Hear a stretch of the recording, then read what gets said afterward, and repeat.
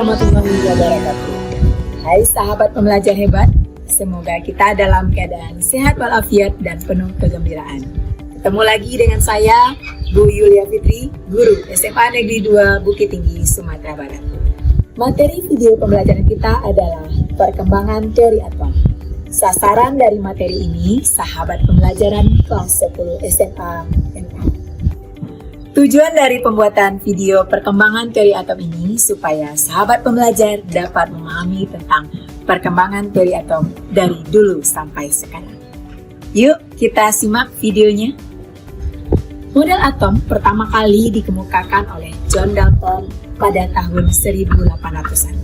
Teori ini muncul dari penelitian pengukuran massa zat-zat yang terlibat dalam reaksi kimia.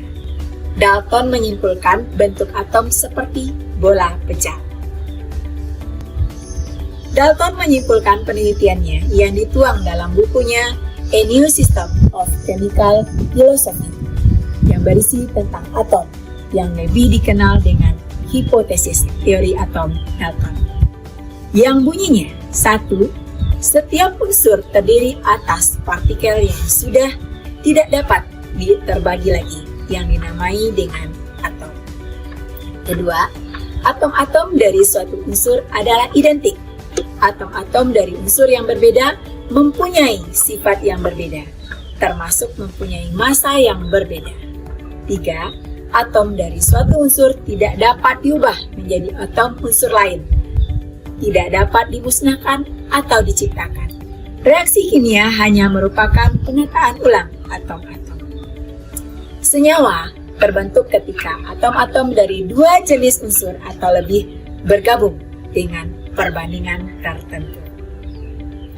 Pada tahun 1900-an, Joseph John Thomson menemukan elektron melalui percobaan-percobaan tentang hantaran listrik melalui tabung sinar katoda.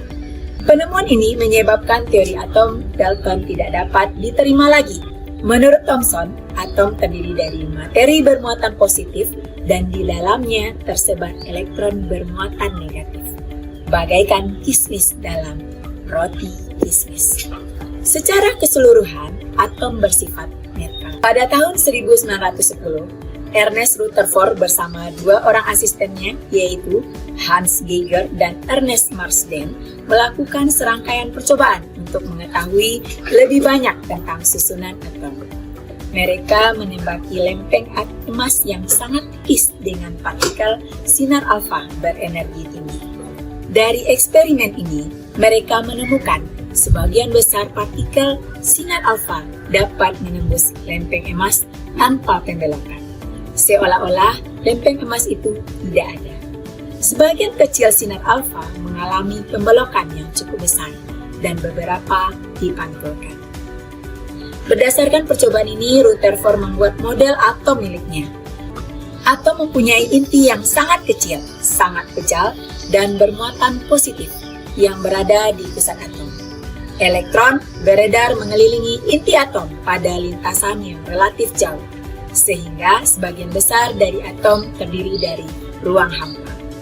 Model atom Rutherford dikenal dengan model atom planet tata surya.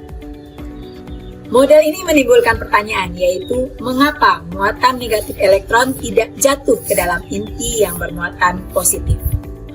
Pertanyaan dijawab oleh teori atom Bohr tahun 1913, 2 tahun setelahnya.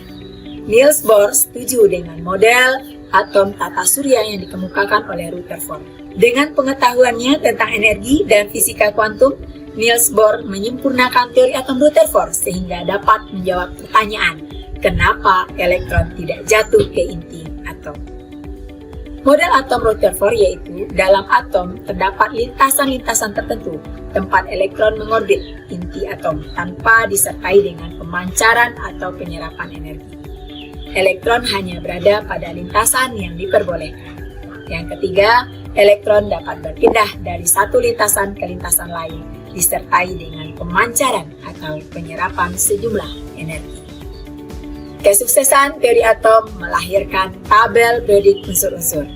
Perkembangan ilmu pengetahuan terus terjadi, termasuk tentang teori atom. Pada tahun 1927, Erwin Schrödinger mengemukakan teori atom mekanika kuantum, dan teori ini diterima sampai sekarang.